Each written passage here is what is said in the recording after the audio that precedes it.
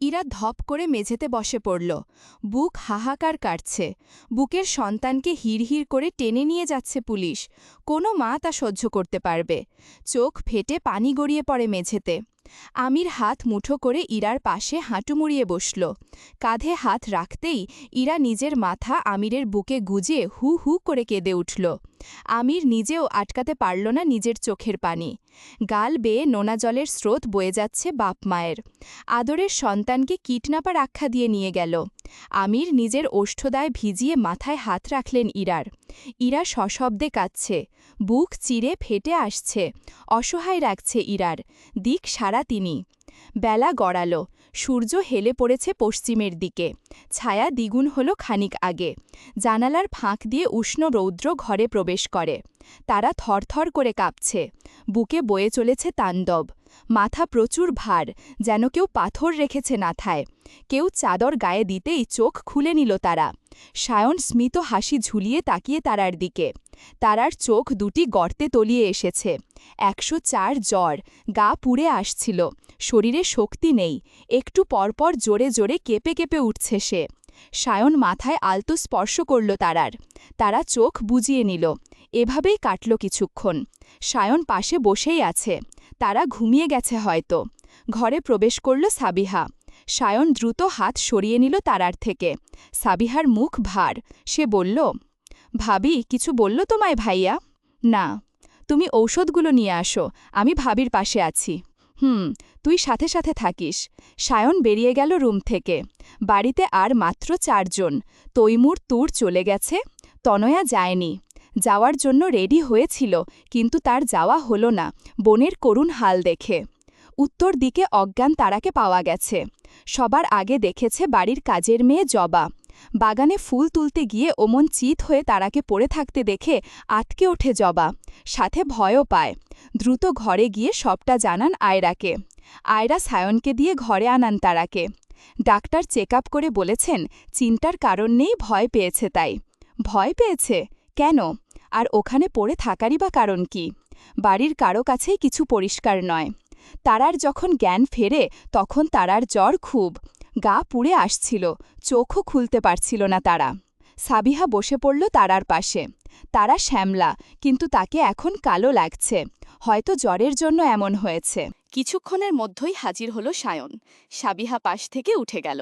সায়ন তারার পাশে বসে মাথায় হাত রাখল। এরপর শীতল কণ্ঠে ডাকতে লাগল, তারা, তারা। পিটপিট করে চোখ মেলল তারা। চোখ খুলে রাখতে বেগ পেতে হচ্ছে। মাথা খুব ভার। চারপাশ কেমন ডুলছে। সায়ন আবারও বলল, উঠে কিছু খেয়ে নাও, তোমার ঔষধ আছে। এরপর সাবিহার দিকে তাকিয়ে বলল, মাকে বলো একটু স্যুপ করে দিতে। যা। সাবিহা চলে গেল। সায়ন আস্তে করে পিঠে হাত দিয়ে উঠে বসালো তারাকে। You feel better? কোনো মতে উঠে বসল তারা। বলল, অনেকটা। ওখানে কি করছিলে? ওখানে? ভাইয়া এই নে, বলেই পাশে টি টেবিলে স্যুপের বাটি রেখে দিল সাবিহা। সায়ন স্যুপ হাতে নিল। চামচ দিয়ে একটু নাড়িয়ে এগিয়ে দিল তারার মুখে। এই নাও। তারা খেলো। কিছুটা খাওয়ার পর বাহানা জুড়েছিল খাবে না, কিন্তু না খেয়ে পারল না। জোর করে হলেও পুরোটা খাওয়ালো সায়ন। ইলিমা ঘর ঝাড় দিচ্ছিলেন। কোত্থেকে তুর ছুটে এলো তার সামনে। প্যান্ট থেকে ১০০০ একটা নোট বের করে বলল, মা এটা নাও। ইলিমার ভ্রু কুঁচকে আসে। তুর টাকা পেল কোথায়? সন্দিহান কণ্ঠে বলল ইলিমা, টাকা কই পেলি তুই? কাজ পেয়েছি, আব্বাকে বলো যেন অত না খাটে, বলে বেরিয়ে যেতে চাইছিল তুর। ইলিমা পিছু ডাকলেন, দাঁড়া তুর। তুর থাকল। পেছন ফিরে আহ্লাদি হাসি ফুটিয়ে বলল, আবার কি? কি কাজ পেয়েছিস তুই? জেনে রেখো অন্যায় কিছু করছি না। ফোনে হিন্দি গান ছেড়ে বাড়ি থেকে বেরিয়ে গেল তুর। ইলিমা কচকচে নদিয়ার পানে দৃষ্টি রাখল। আখি পানিতে টইটুম্বুর। একজন বাবা মার জন্য এর থেকে বেশি সুখ আর হয়? হালাল উপার্জন। এখতেয়ার খুব খুশি হবে। সূর্য ডুবে গেছে। ঔষধ খেয়ে বেশ সুস্থ তারা। খুব হাঁটাহাঁটি করতে মন চাইছে তারার। মনে হচ্ছে শরীরে জং ধরেছে। একটু হাঁটলে ভালো লাগতো। কিন্তু সামনে স্বয়ং সায়ন রাজা পায়ে পা তুলে বই পড়ছে। হুমায়ুন আহমেদের বই। কখনো দেখিনি এমন বই পড়তে। তাহলে আজ হঠাৎ? গভীর মগ্ন। তারা গলা খাকরি দিয়ে দেখল। তবুও কোনো হেলদোল নেই। তারা আর পারল না। বলেই ফেলল, বলি আজ বই নিয়ে বসেছেন যে? সায়ন আর চোখে তাকালো, বলল, কোনো সমস্যা? আমি বাইরে যাব, যেতে দেন, এভাবে বসে থাকতে পারছি না, বিরক্ত লাগছে। লাগুক? কি? চেঁচিয়ে? কি হয়েছিল কাল রাতে? আপনি বলেন যেতে দিবেন তাহলে বলবো। আচ্ছা বলো। একে একে পুরো ঘটনা বলল তারা। সায়ন বইটা পাশের টেবিলে রেখে বিহ্বল হয়ে বলল, তুরো ছিল? এবার যাই। তুমি অজ্ঞান হলে কি করে? তারা বিছানা থেকে উঠে দাঁড়ালো।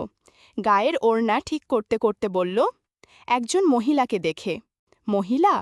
তারা আনমনে বলল, আমার মনে হয় আপনার পিতার প্রাক্তন স্ত্রী বেঁচে আছে।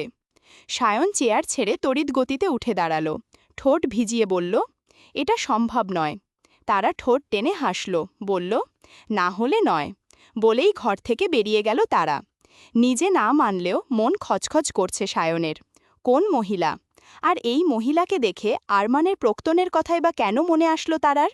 যে মেয়েটা এই বিষয়ে এতটা ইন্টারেস্টেড ছিল, সে আজ হেয়ালি করল কেন? কেন? এক চোখে টেক্সটার দিকে তাকিয়ে রইল কবিতা। অর্ণব তাকে মেসেজ দিয়েছে? ভাবতেই শিউরে উঠছে সে। কিছুক্ষণ আগে ডাটা অন করতেই কয়েকটা মেসেজ আসে। কবিতা মেসেজ রিকোয়েস্টে গিয়ে দেখতেই হতবাক। অর্ণব বলেছে, কেমন আছেন মিস পয়েম? পয়েম? কবিতা ক্রুদ্ধ হয়ে রিপ্লাই দিল, বাঙালি মানুষ বাংলায় নাম ধরে ডাকতে শিখুন, পয়েম কি জিনিস হ্যাঁ? রিপ্লাই এলো না। কবিতা অনেকক্ষণ অপেক্ষা করল। ওপার থেকে কোনো প্রতিক্রিয়া না পেয়ে ফেসবুকে ঢুকল। কিন্তু ফেসবুকের প্রথম পোস্টটাই অবাক করে তুলল কবিতাকে। আটকে থাকল কিছুক্ষণ। বিস্ফোরিত চোখে তাকিয়ে টাইটেলটা পড়ল, অন্য কেউ মানে? কবিতা লিঙ্কে প্রবেশ করল। কোনো পত্রিকার ওয়েবসাইটে নিয়ে গেল তাকে। প্রথমেই অভ্রের ছবি দেখে মাথায় বাজ পড়ল কবিতার। এরপর পড়া শুরু করল। 12ই অক্টোবর যে মেয়েটি নিখোঁজ হয়েছিল তার আসল কালপ্রিট অলিভ অভ্র। তিনি প্রথমে তাকে কিডন্যাপ করে উত্তর হাইওয়ের পরিত্যক্ত কলোনিতে নিয়ে যান, যেখানে ইন্সপেক্টর সায়নের কোনো হাত ছিল না। তিনি বাঁচাতে গিয়ে ফাঁদে পড়ে অভ্রের। সামান্য একটা ছবি তুলে নেট দুনিয়ায় প্রচার করে ভুয়া খবর। কাল সন্ধ্যায় সায়নের একটি কল রেকর্ডে প্রমাণিত হয় সবটা। তিনি নিজে এসে রেকর্ডটা পুলিশকে দিয়ে দেয়। কাল দুপুরের আগেই অভ্রকে অ্যারেস্ট করে পুলিশ। আর পড়তে পারল না কবিতা। হাত পা হিম হয়ে আসছে। একে একে সকলের মন্তব্যগুলো পড়ল কবিতা। সবাই কটূক্তি করে গালি দিয়েছে অভ্রকে। কবিতা ফেসবুক থেকে বেরিয়ে এলো। তারার নাম্বারে ফোন দিল তৎক্ষণাৎ। ফোন রিসিভ হতেই কবিতা বলে ওঠে, এত কিছু আমার থেকে গোপন করে গেলি তুই তারা? ওপার থেকে কোনো পুরুষালী স্বর ভেসে আসে, কবিতা আমি সায়ন বলছি। কবিতার রাগ আরও চড়া হলো। চেঁচিয়ে বলে ওঠে, এত কিছু গোপন করলেন? সব কিছুর পেছনে দায়ী অভ্র আর ভুক্তভোগী আপনারা? কেন? তারা কই?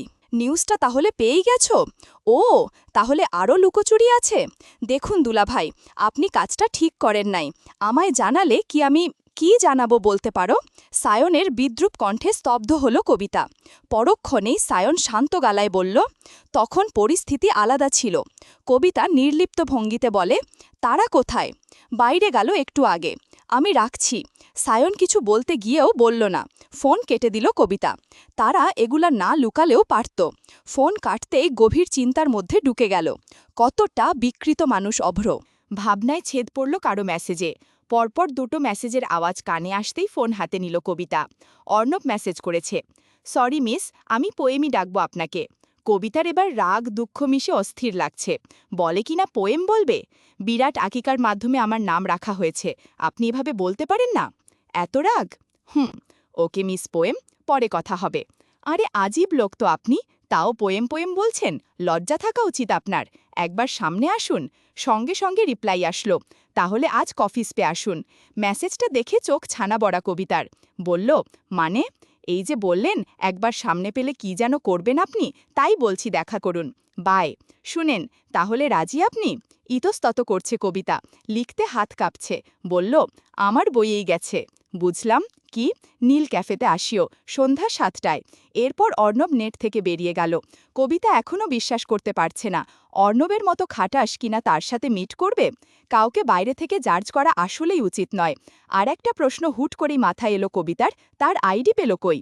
তনয়া, সাবিহা, তারা, এমনকি আয়রাকেও নিয়ে বসেছে ড্রয়িং রুমের আড্ডায়। এমনিতে এসব মোটেও পছন্দ করেন না আয়রা, কিন্তু তারা কথাই না করেননি। মেয়েটাকে বড্ড আপন লাগে, নিজের মেয়ের থেকেও বেশি কিছু। আয়রা সে আড্ডার একপাশে বসে আছে।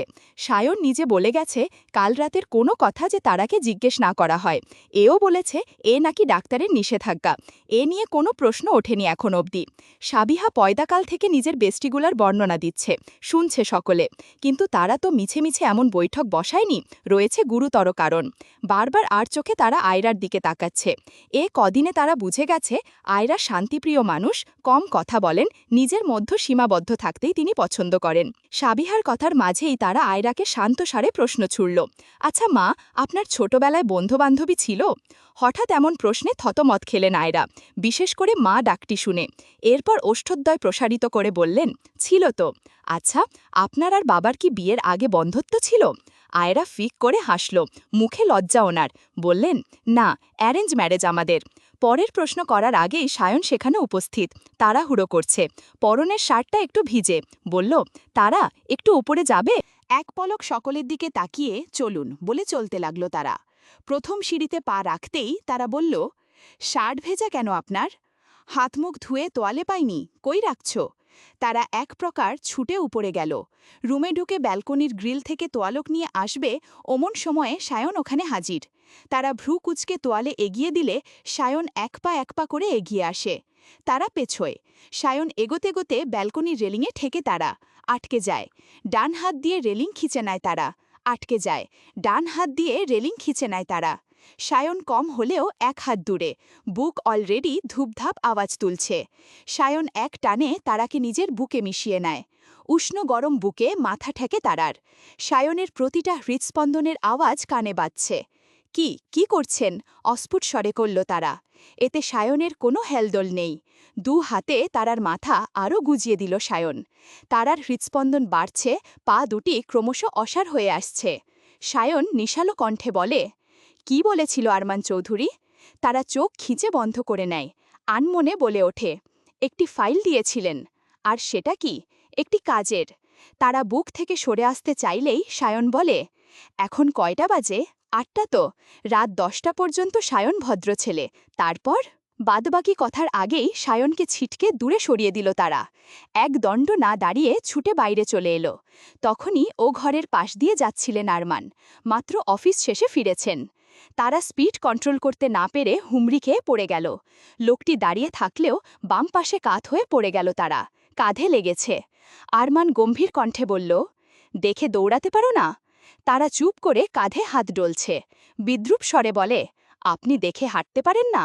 কাজে রাজি তো? তারা উঠে দাঁড়ায়, বলে, আপনি যদি তাকে সসম্মানে এ বাড়িতে আনতে পারেন, অর্থাৎ মাকে সবটা বলে ওনার থাকার ব্যবস্থা আপনাকে করতে হবে, তবেই আমি রাজি, তবেই আমি সই করব। ইম্পসিবল, আমি তোমার প্রস্তাবে রাজি নই তারা। আর যদি তাকে এখানে আনতেই হতো, তাহলে কি আমি তোমাকে তার দেখাশোনার জন্য বলতাম? সে অসুস্থ, আর আয়রা কেনই বা মানবে তাকে? এ সম্ভব নয়। আর তৈমুর আমায় ছাড়বে না। ও যদি সবটা আয়রাকে বলে দেয়, ওর ক্ষোভ আছে আমার প্রতি। আমার ছেলের বিয়ে তোমার সাথে দেওয়ায় সে বলেছে সবটা আয়রাকে বলে দেবে। এও বলেছে যেন তোমার আর সায়নের ডিভোর্স করিয়ে দেই। কিন্তু বাবা হয়ে আমি কিভাবে পারবো ছেলের ভালোবাসা কেড়ে নিতে? আমি চাই না তোমার আর সায়নের ডিভোর্স হোক, চাই না আমি। মুখ বিধ্বস্ত আরমানের, মুখজোড়ায় ভয়ের ছাপ। তাহলে কাপুরুষের মতো তৈমুর সাহেবের অন্যায় দাবি মানবেন আপনি? পার্টনার না হতে চেয়েও তাকে এতগুলো টাকা এমনি এমনি দিয়ে দেবেন কেন? আরমান ঘুরে রেলিংয়ের কাছে গেল। নিচে আয়রা খিলখিল করে হাসছে। তার হাসির ঝংকারে ড্রয়িং রুমটা কেমন জীবন্ত, প্রাণবন্ত, সজীব। তিনি দীর্ঘশ্বাস ছাড়লেন, বললেন, আয়রাকে আমি খুব ভালোবাসি। দেখো সে কত খুশি, তার মুখে হাসি কতটা। যখন শুনবে আমার স্ত্রী আছে আর একটা, তাও প্রথম পক্ষের, তখন কি আয়রা সেটা সহ্য করতে পারবে? পারবে না, সে কষ্ট পাবে। তারার মাথার জট আরও বাড়ছে। সে রাতের ঘটনা সামনে ভাসছে তারার। কি করলে স্বাভাবিক হবে সবটা? তারার মাথা ফাঁকা ফাঁকা লাগছে। ঝটলা পাকিয়ে আসছে সবকিছু। ফ্ল্যাশব্যাক। আমি জানতাম তুমি আসবে তারা, তোমারই দরকার আমাদের। তুরের মুখে তুমি করে শুনে আর এক দফা চমকে উঠল তারা। নিশীথ রজনী, একটু পরপর দমকা হওয়ায় শরীর কেঁপে ওঠে। তারার সম্মুখে 4 জন স্থির চোখ তারই দিকে তাকিয়ে। তারার লোমকূপ শিউরে ওঠে, রন্ধ্র রন্ধ্রে শিহরণ গয়। তারাকে মূর্তির মতো দাঁড়িয়ে থাকতে দেখে হেঁটে আসে তুর। একটু বিরক্ত গলায় বলে, এখানেই দাঁড়িয়ে থাকবে নাকি আজ সবটা জানবে? সবটা জানবে কথাটা মস্তিষ্ক নিতে সময় নিল তারা। অবাক চোখে তাকিয়ে রয় সবার দিকে।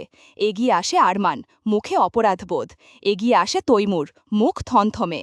হঠাৎ আরমান আকুতি ভরা গলায় বলে ওঠে, আমার একটা কথা রাখবে তারা, শুধু একটা কথা, এর বদলে যা চাইবে তাই পাবে তুমি। বিশিষ্ট বিজনেসম্যান আরমান চৌধুরীর চোখে মুখে আকুলতা দেখে অবাকের উচ্চ সীমা অতিক্রম করল তারা। তাও তারার মতো একটা সাধারণ মেয়ের কাছে। কণ্ঠ নালিতে যেন মরিচা ধরেছে তারার, কথা বলতে বাধছে। সে যেন কোনো অবাস্তব স্থানে স্তম্ভিত। তারা, সরি তুমি রাখবে না? কথার উত্তর দাও। কথা বলছো না কেন তুমি? তুমি চাইলে আমি কিছু করতে পারবো। বাবার বয়স হচ্ছে না তারা, আমি চাই ওনার পাশে থাকতে। ভালোবাসার মানুষটাকে না হয় নাই বা পেলাম, কিন্তু বাবা মার মুখে হাসি থাকলে সে দুঃখ আর দুঃখ থাকবে না। তুই রাজি হ প্লিজ। শেষের কথাটুকুতেও আকুতি তুরের। তারা অস্ফুট স্বরে বলে ওঠে, কি কাজ? আরমান এক পল সবার দিকে তাকিয়ে বলে ওঠে, তোমায় একজনকে দেখাশোনা করতে হবে। সকাল বিকেল আর রাতটুকু তাকে খাইয়ে আসতে হবে। চিন্তা করো না, তোর খাবার ওখানে দিয়ে আসবে। তুমি শুধু একটু দেখাশোনা সেবা যত্ন করবে। অন্য কাউকে দেয়াই যেত, কিন্তু বলে থামলেন আরমান। ঘৃণা চোখে তৈমুরের দিকে তাকিয়ে বললেন, কিন্তু সবাই তো আর ভালো হয় না, কেউ কেউ প্রতারক হয়। কে সে? কার দেখাশোনা করতে হবে? এতদিনে তুমি হয়তো জেনে গেছো সায়ন আমায় কেন অপছন্দ করে। তারা মাথা নাড়ল। আরমানের প্রথম বিয়ের জন্যই সায়ন সহ্য করতে পারে না ওনাকে। আরমান সিরদারা নিচু করে বলল, সায়নের সৎমা জীবিত। ৩ সপ্তাহ আগে তার অ্যাক্সিডেন্টে হয়েছে, বল বুদ্ধিলোপ পেয়েছে। আর তারই দেখাশোনা তোমায় করতে হবে তারা? তৈমুর বললেন। তারা মাথায় বাজ পড়ল। এখনও জীবিত উনি? তাহলে এই লুকোচুরি কেন? তারা শক্ত গলায় বলল, একজন অসুস্থ মানুষের সেবা করতে পারলে নিজেরই ভালো লাগবে, কিন্তু একজনের মুখে হাসি রেখে বাড়ি থেকে বের হয়ে তারই ওপর আবার অবিচার করব? আমি মায়ের সাথে এই অবিচার হতে দিব না, কিছুতেই না। তারা প্লিজ, না করো না। বলেই তৈমুর একটা ফাইল বের করে। সেটি তারার দিকে এগিয়ে দিয়ে বলে, এই ফাইলটায় সাইন করো। তারা ভ্রু কুচকে তাকালো তৈমুরের দিকে, বলল, কিসের ফাইল এটা? এগ্রিমেন্ট, ২ বছরের এগ্রিমেন্ট। টানা ২ বছর তোমায় তার সেবা করতে হবে, আর এর বদলে যা চাও তাই পাবে। এতে আপনার লাভ কি? তারার চোখর প্রশ্নে থতমত খেয়ে গেলেন তৈমুর। আরমান বললেন, আমি বলছি, ওর টাকার অভাব নেই। পূর্বপুরুষ টাকার সাম্রাজ্য গড়ে দিয়ে গেছে ওকে, কিন্তু তবুও তার ব্যবসায় লস। বারবার ব্যবসায় লস করে সব টাকা শেষের পথে। অর্ণবে চাকরির জোরেই সংসার চলছে। আমায়ও বলেছিল যেন এবার ইনভেস্ট করি। পরপর ২ বার ইনভেস্ট করে লস খেয়েছি আমি, রাজি হইনি। আমি খুব আপন মনে করে তোমারই মতো ওকে সবটা বলে দেই, কিন্তু জানতাম না ও আমার সাথে চিট করবে। ও ব্ল্যাকমেল করছে সবাইকে সবটা বলে দেবে। আমি নিরুপায়। আয়রাকে খুব ভালোবাসি আমি তারা। এটুকুর জন্য আপনি এত বড় স্যাক্রিফাইস কেন করবেন? যদি এবারে লাভ হয় ওর বিজনেসে, সেটার অর্ধেক আমি পাব। তাই বলে? আমরা আসছি, সবটা ভেবে উত্তর দিও, বলে চলে যায় সবাই। স্তব্ধ হয়ে দাঁড়িয়ে রয় তারা। হঠাৎ পেছন থেকে কেউ আঘাত করতেই মাটিতে লুটিয়ে পড়ে সে। যদি আমি না হয়ে অন্য কেউ আসতো সেখানে, আর যদি মা যেত, তখন কি হতো? আরমান আবারও নিচে তাকালেন। আয়রা রান্নাঘরে গেল।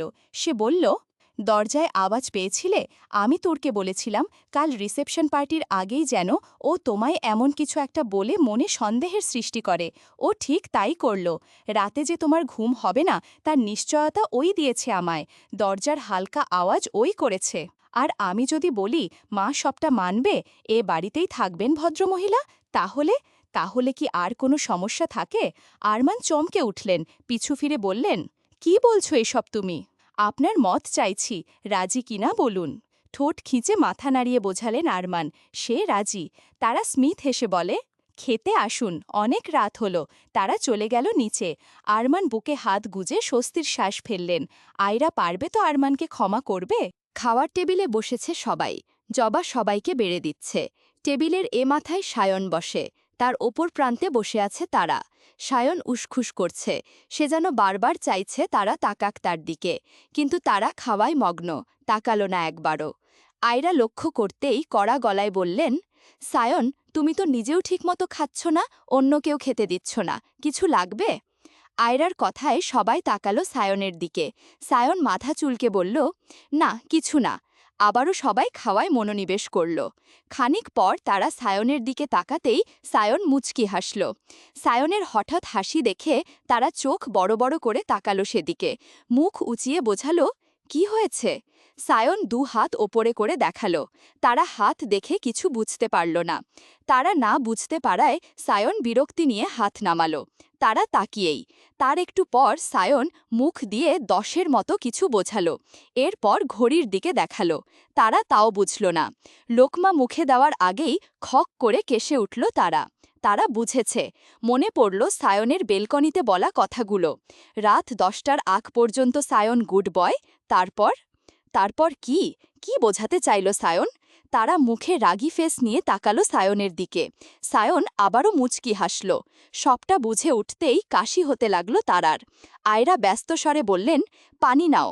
তারা সামনের গ্লাস ভর্তি পানিটুকু টকটক করে খেয়ে নিল। কি সাংঘাতিক! সায়ন হাসছেই। আয়রা তারাকে বলল, এখন ভালো লাগছে তারা? তারা ক্ষীণ স্বরে বলল, জি। সকলে আবারও খাওয়ায় ব্যস্ত হয়ে পড়ল। খাওয়া ঠিক মতো হয়ে গেল সবার। আরমান সাহেব উঠে গেলেন। আয়রার খাওয়া হতেই জবাসহ তিনি প্লেট গুছাতে লাগলেন। সায়নও আরেক দফা হেসে চলে গেল। ছেলেটার কি লজ্জা নেই? প্রশ্ন জাগল তারার মনে। সায়ন যেতেই তারা আয়রাকে বলল, মা, আপনার সাথে কিছু কথা আছে, ওপরে আসবেন একটু? কেন? এখানে বললে কি হবে? বাবারও জানা উচিত, তাই। আচ্ছা, দাঁড়াও। কাজ গুছিয়ে আয়রা আর তারা একসাথে ওপরে চলে গেল। সায়ন অধীর আগ্রহে অপেক্ষা করছে। তারা আসলো না। আরমানের ঘরে ঢুকতেই দুজনকে বিছানায় বসালো তারা। একে একে বিস্তারিত বসতে লাগলো সবকিছু। সবা শুনে স্তব্ধ আয়রা। তার আঁখি জোড়া চিকচিক করছে। বিয়ের এত বছর পর কোনো নারী যদি জানতে পারে তার স্বামীর আরেক স্ত্রী আছে, তাকেও কি মানতে পারবে? গাল ভিজে উঠল আয়রার। অপরাধী স্বরে ডাকল আরমান, আয়রা। জল ভরা চোখে তাকালেন উনি। শরীর যেন শক্তি আর নেই, অসর হয়ে আসছে হাত পা। তিনি যথাসম্ভব নিজেকে সামলে বললেন, এসব সত্যি? মাথা নাড়লেন আরমান। বেডশিট খিচে নিল আয়রা। মুখ ভিজে গেছে পানিতে। তারা পাশে বসল আয়রার। আয়রা হঠাৎ জড়িয়ে নিল তারাকে। হু হু করে কেঁদে উঠল। খানিক কাটল। আয়রা তারাকে ছেড়ে 2 হাতের উল্টো পিঠ দিয়ে চোখের পানি মুছল। এরপর তাকালো আরমানের দিকে। মেঝের দিকে তাকিয়ে আরমান। আয়রা শক্ত গলায় বলল, কোথায় উনি? কেন লুকিয়ে রেখেছ তাকে? হসপিটালে। আর এতদিন কই ছিলেন উনি? এতদিন নয়, 1 মাস যাবৎ আমাদের কুটির হস্তবাড়িটায়। তুমি বিশ্বাস করো, আমি সত্যিই জানতাম না ও বেঁচে আছে। আমাদের বিয়ের 2 মাসের মাথায় ও বাড়ি থেকে পালিয়ে যায়। ও আমায় ভালোবাসেনি। আমার মা একদম ভেঙে পড়ে। আমি চাইনি আর বিয়ে করতে। মেয়েদের থেকে সকল বিশ্বাস হারিয়ে ফেলেছিলাম। তিশা তৈমুরের এক আত্মীয়ার বোন হয়। ওর মাই আমার মাকে ওর বিয়ের বলেছিল। আর সেদিন হুট করে আমায় তৈমুর বলল ও ফিরে এসেছে। তখন আমার ঠিক কেমন অনুভব হচ্ছিল বোঝাতে পারবো না। আমি বুঝতেই পারছিলাম না কেন ও ফিরে এলো। আমাদের ডিভোর্সও হয়নি। ভয় পেয়ে গেছিলাম আমি। তৈমুর ওদের বাড়িতে থাকতে দিল ওকে। ও বলল আমার সাথে থাকতে চায়, ফিরে আসতে চায়। আমি মোটেই রাজি নই, মোটেই নয়। 1 মাস ও আমাকে মানানোর জন্য খুব চেষ্টা করল। সে আসতেও চেয়েছিল এখানে। বাঁচালো তৈমুর তখন। ওর একটি কাজে সহায়তা করেছিলাম, তাই ও অনেক বলে কয়ে আটকালো তিশাকে। ও এলো কেন? বলেনি? ওর নাকি কঠিন রোগ আছে, অক্ষমতাও আছে তার। সে কখনোই মা হতে পারবে না, তাই তার ডিভোর্স হয়েছে। সে কোনো এক রেস্তোরাঁয় শেফ হিসেবে কাজ করত। কিন্তু রোগ এতটাই বেড়ে গেল সে ছুটে এসেছে এখানে। আর কয়েকদিন হলো সে একদম সহসাহী। একটু অ্যাক্সিডেন্টেই তার হাল নাজেহাল। চোখে পানি চিকচিক করে ওঠে আরমানের। আয়রার কাঁধে হাত রাখে তারা। বলে, কয়েকদিন নয় মা, 3 সপ্তাহ আগে তার অ্যাক্সিডেন্ট হয়েছে। আমরা কি পারি না তার পাশে থাকতে? মা, আমি ওনার খেয়াল রাখতে চাই। চোখ বুঝলেন আয়রা। হতাশা নিয়ে তাকায় আরমান। এমন কোনোদিন হবে সে ভাবতেই পারেনি। তারা বলল, মা। আয়রা চুপ। কি করা উচিত সে বুঝছে না। তারা আবারও বলল, জোর করব না আপনাকে। আপনি। তারাকে থামিরে মাথা নাড়লেন আয়রা। অতপর বলল, ঠিক আছে। আরমান বাঁধ ভাঙা নদীর মতো ফুপিয়ে কেঁদে ওঠে। আয়রার হাত ধরে বলে, আমায় ক্ষমা করে দিও আয়রা, আমায় মাফ করে দিও। তারা উঠে আসে, চলে যায় নিজ রুমে। রুমে গিয়েই সে চমকে ওঠে। সায়নের হাতে এক গাদা গোলাপ। তারা ফিক করে হাসে, বলে, এসব কি? পারলে সব মিটমাট করতে? তারা চোখ দুটো ডিমের আকার ধারণ করে, বলে, তুমি সবটা জানতে? এটাও জানি। তোর কি করে? Right point. ও বলেছিল চাচা চাচির পাশে থাকতে চায়। আমি ঠিক বুঝিনি। আরমান চৌধুরী ওকে কাজে লাগিয়েছে তারা। আমাদের বাংলোতে ওকে খাবার দিয়ে আসার কাজ। তুমি চিন্তা করো না, ওনাকে বলবো যেন তুরকে অফিসে রাখে। ছেলেটা কাজ ভালো পারে। আমায় একটা কথা বলবে? আগে বলো, রাগ করবে না। কি? সায়ন মুখ কাচুমাচু করে বলল, সে রাতে লাস্ট মারটা আমি মেরেছিলাম। কি? রাগান্বিত কণ্ঠে সায়ন কাদো কাদো গলায় বলল, হ্যাঁ, সম্মুখে তৈমুর ভালোই বিহেভ করছিল, কিন্তু ও চায়নি যাতে তুমি সব দায়ভার নাও। চায়নি ওই মহিলা সুস্থ হোক। শুধু আরমান চৌধুরীর সামনে নাটক করে গেছে। কারণ মহিলা সুস্থ হলেই তো সে নিজে এখানে চলে আসতো। তাহলে কি ব্ল্যাকমেল করা হতো? তাই সবাই গেলেও ও দরজার সামনে দাঁড়িয়েছিল। আমি ভয় পেয়ে গেছিলাম। ভাবলাম তোমায় আটকাবো, আর এটা মার জানারই সুযোগ। আর কাল এটা না হলে কি এত কিছু হতো? মা জানতো সব কিছু। তোমায় বাইরে পাওয়া গেলে এখান থেকেই শুরু হতো সব জানাজানি। আর হলোও তাই। তাই আপনি মেরে দিলেন? হ্যাঁ, আপনাকে বলেই বালিশ হাতে তাড়া করল তারা। সায়ন ছুটে বিছানায় উঠে। তারা বলে, নামুন খালি। স্টার, একদম ন্যাকা গান গাইবেন না। একটা কথা বলবো? কি? আপনি নামুন। জি হ্যাঁ। সায়ন নেমে এলো। তারা বালিশ দিয়ে উড়ুম ধুরুম মার শুরু করল। সায়ন হঠাৎ তারাকে জড়িয়ে শুয়ে পড়ে। তারার মাথা নিজের বুকে নিয়ে আঁকড়ে ধরে থাকে। তুমিই আমার সুখ, আমার আনন্দ, সময় বহমান। কেটে গেছে ৩ সপ্তাহ। তারার দিনগুলি কেমন দেখতে দেখতেই কাটছে। বাড়ছে চাপও। সায়ন তার চাকরি ফিরে পায়, কিন্তু সে সরাসরি না বলে নিজের বাবার ব্যবসায় যোগ দেয়। রেজাল্ট নিয়ে সে কি আক্ষেপ তারার? খুব খারাপ না হলেও ভালোও হয়নি কিন্তু। তারার প্রথম কয়েকটি পরীক্ষা আর কবিতার শেষের কয়েকটি, দুজনেরই অবস্থা এক। আক্ষেপের শেষ নেই তারার। ঈশা একটু সুস্থ। তার এক পা প্যারালাইজড হয়ে গেছে। একেবারে বলতে তার এক পা অচল হওয়া শুরু করেছে। একজন রাখা হয়েছে তার জন্য, কিন্তু তবুও তারা কিংবা আয়রা তার খেয়াল রাখছে। কিছুদিন পর তার সেকেন্ড ইয়ারে ভর্তি তারার। সায়নও এখন খুব বিজি। তাদের দেখা রাত সকাল ছাড়া হয় না। কবিতা আর অর্ণবের মিল ভালোই হয়েছে। সেদিন কফি স্পাই দেখা হওয়ার পর থেকে অর্ণব যেন জাদু করেছিল কবিতার ওপর। সবসময় তার কথা মাথায় ঘুরপাক খায় ওর। দিন যত বাড়ছিল তাদের দেখা হওয়া কথা হওয়া বাড়ছিল দ্বিগুণ গতিতে। কবিতা এখন অর্ণবের সাথে ফোনে কথা বলা আরম্ভ করেছে। ৩ ঘন্টা কথা বললেও তার কোনো প্রকার বিরক্তি আসে না, ভালো লাগে বরং। অর্ণবের কথা ভাবতেও যেন আনন্দ পায় কবিতা। ব্যতিক্রম নয় অর্ণবও। সারাক্ষণ মেসেজিং চলছেই। ব্যাপারটা লক্ষ্য করছে কবিতার মা। মেয়েটা এখন আর আগের মতো মন মরা থাকে না। ফোন হাতে থাকলেই মুচকি মুচকি হাসে। অর্ণব এ বাড়িতে না আসলেও কবিতা অর্ণবকে বন্ধু আখ্যা দিয়ে বলেছে তার ব্যাপারে। গভীর রাতে কবিতার মা টের পায় কবিতা কারোর সাথে কথা বলে, প্রাণ খুলে কথা বলে। রেজাল্টের দিন কবিতাকে ড্রপ করতে এসেছিল অর্ণব বাড়ির সামনে। কবিতা বারবার বলেছিল ভিতরে আসতে, কিন্তু লজ্জাশীল অর্ণব আসেনি। সেদিন কবিতার মা অর্ণবকে দেখেছে। ছেলেটাকে মন্দ লাগেনি। ড্রয়িং রুমে কবিতা টিভি অন করে বসেছে, অথচ তার এক হাতে ফোন আর তার পাশে টিভির রিমোট। টিভির দিকে চোখ না থাকলেও ফোন থেকে চোখ নড়ছে না। কারো মেসেজ আসছে আর সে হাসছে এবং রিপ্লে দিচ্ছে। হঠাৎ তার পাশে বসে কেউ। অস্তিত্ব টের পেতেই ফোনের আলো অফ করে তাকায় কবিতা। তার মা বসেছে। কবিতা হেসে বলল, এ সময় তুমি এখানে? কিছু বলবে? কে ছেলেটা কবিতা? কবিতা থমথমে মুখ করে বলে ওঠে, কোন ছেলের কথা বলছো তুমি? কবিতার মা হাসল। তারপর বলল, এই যে তুই যার সাথে সারাক্ষণ কথা বলিস।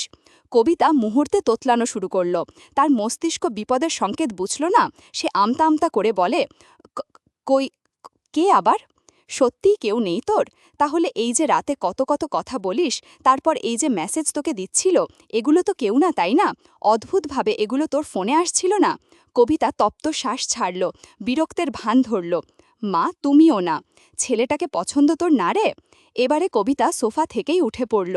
তার মায়ের উল্টো দিক ফিরে লজ্জুক কণ্ঠে বলে, তুমি যা ভাবছ ভুল ভাবছ। বললে আমরা সম্বন্ধ পাঠাবো। ছেলেটা ভালোই, তাই না? ভালো, কিন্তু তুমি আমায় এত তাড়াতাড়ি বিয়ে দিবে কেন? এখন আমি ডিসিশন নিয়েছি, আগে ফাইনাল দিব তারপরে। আর ওর খেয়ে দেয়ে কাজ নাই, ও আমার জন্য বসে থাকবে? আগুনে অজান্তেই ঘি ডালল কবিতা। উনি যেন এটারই অপেক্ষায় ছিলেন। তাহলে তোর পছন্দ, তাই তো? কবিতা স্নিগ্ধ ফর্সাগাল লাল হয়ে ওঠে। ধ্যাত বলে ছুটে চলে যায় রুমে। ওপরে গিয়ে দরজা লাগিয়ে শটান হয়ে বিছানায় শুয়ে পড়ে। ইস, মা এতটা লজ্জা না দিলেও পারত। অর্ণব আদেও কি তার ব্যাপারে এসব ভাবে? বলে কিনা সম্বন্ধ পাঠাবে? এই কবিতাকে শেষে ছ্যাচরা বলবে? বলবে একটু কথা বলি কি বলি না আবার বিয়ের সম্বন্ধ নিয়ে এসেছে। হঠাৎ ফোন কলে ধ্যানের সমাপ্তি ঘটে কবিতার। ফোনে অর্ণব নামটি জলজল করছে। একটু সময় নিয়ে নিজেকে সামলে ফোন রিসিভ করল কবিতা। কবিতা বলার আগেই অর্ণব বলে ওঠে, আর মেসেজ দিলে না? আম্মু ডাকছিল। নীরবতা। কেউ কিছু বলছে না, অথচ তাদের মন কিছু বলার জন্য ছটফট করছে, উসখুস করছে নিজের মনে সবটা বলার। নীরবতা কাটিয়ে অর্ণবী বলে, একটা কথা বলি?